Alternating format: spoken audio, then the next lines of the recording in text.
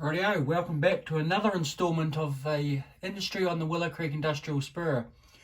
This episode is the steel supplier or steel distributor building here. So I've just taken the roof off it so you can sort of see inside there. The gantry crane there is a Walther's gantry crane that I've shortened to make fit in the little area there. The hook there, the apparatus they use to lift the coils, that's all scratch built, along with you can just see the yellow bit down there, that's the coil stacking it. That's just essentially two bits of styrene and running long ways, and then little triangles just to sort of like make little chocks. So that's what that is. A little bit of weathering on the crane there, not too much because it's not really going to get too dusty and dirty in there. So that's what that is. The interior here is that EVA foam that I keep banging on about. Is really good stuff to use. I'd recommend you just give it a try and see what you think. I haven't had any problems with it whatsoever. I've still got there's a lot of detailing to go on in here. I've still got to put the hazard lines down for where they're unloading and bits and pieces. And as far as the building is concerned, it is a kit bash of there's a Pike Stuff engine shed. So you can sort of see the side there.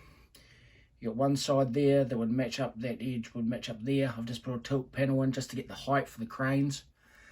The windows along the side here were originally off the car shops kit, which was in another episode. The building here is the building of the Blue Star Ready Mix, the office of the Blue Star Ready Mix. The little crane here is a Walther's crane, mobile crane.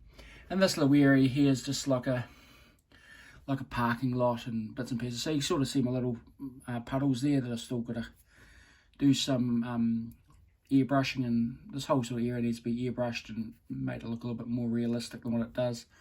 I put little culverts in there. You can sort of see the circle there, a little ditch in there.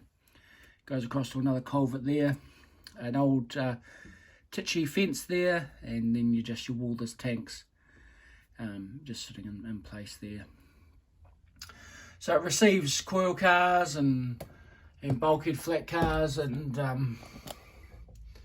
all that sort of stuff in there. So there's another industry. You can sort of, I get asked quite a bit why my back scenes are black, but if you look at this now, your eyes are drawn to the models. Well, my eyes drawn to the models, so that's the reason why I paint my back scenes black. But yeah, when the roof goes on, it's just a simple fact of just flicking it up, and of course everything's a lot easier without the camera on, and it will just sit on. Click it in. So there, you guys get the picture. Perfect. You wouldn't even notice. Another thing I do want to mention is the interior.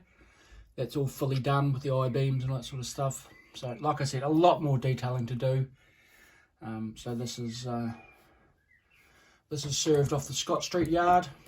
God, my camera is shocking today, sorry. So it's off the double slip, and you've got your little derailleur there that I've talked about before.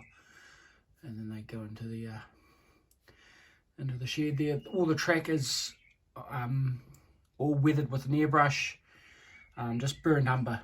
I can do a sort of like I've done videos in the past, bits and pieces, on how I do my track when I lay it and how I paint it originally and embellish and all that sort of stuff. But if I turn the light off, you can sort of get a better effect. Well, but I promise you guys, this video production is going to get better by the time I finish these. So hey, I've got, just counting now, I've got one or two more industries to go. So the next industry will be, hold on, will be Reliable Lumber. So who's looking forward to seeing that? That's probably one of the most detailed ones on the layout, but we'll get to that. So thanks everybody for watching. Thanks for all your support, and I'll catch you on the next one.